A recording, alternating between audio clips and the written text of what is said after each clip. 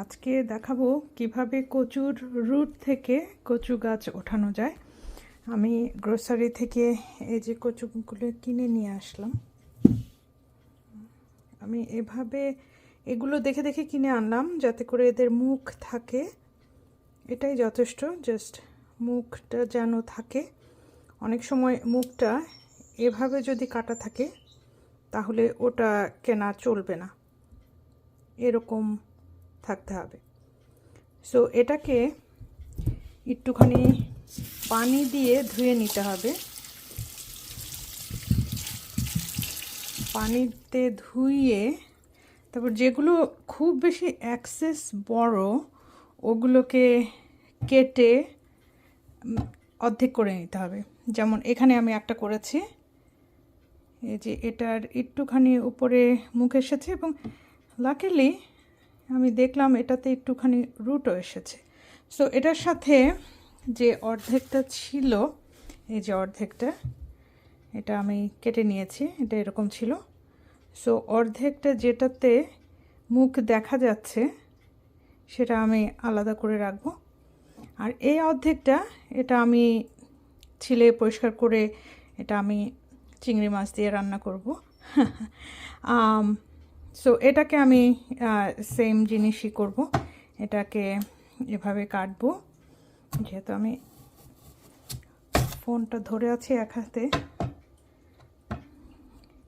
এই যে এই মুখটা,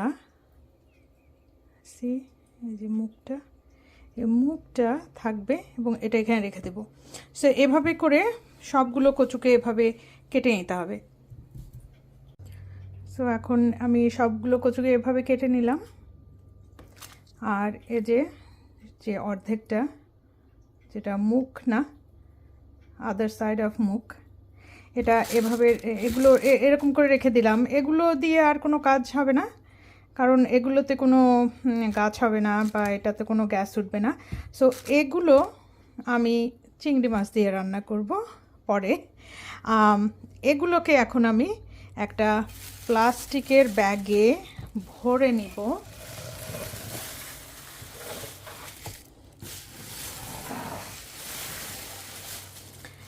যে একটা প্লাস্টিকের ব্যাগে ভরে এটাকে এখন আমি একটা জায়গায় রেখে দিব, যেখানে মানে ঠান্ডা নাই।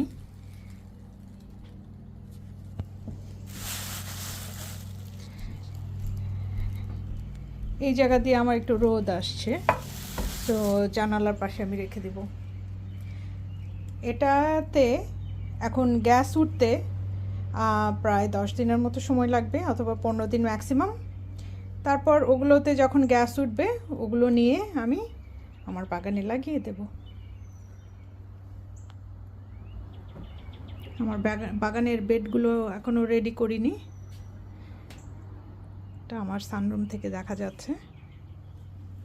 সো এই হলো কচু গাছ লাগানোর পন্থা। আশা করি আপনারা ট্রাই করবেন। আর যখন আমি কচু লাগাবো এবং কচু গাছ হবে তখন আমি আবার আপনাদেরকে একটা আপডেট দেব। আল্লাহ হাফিজ।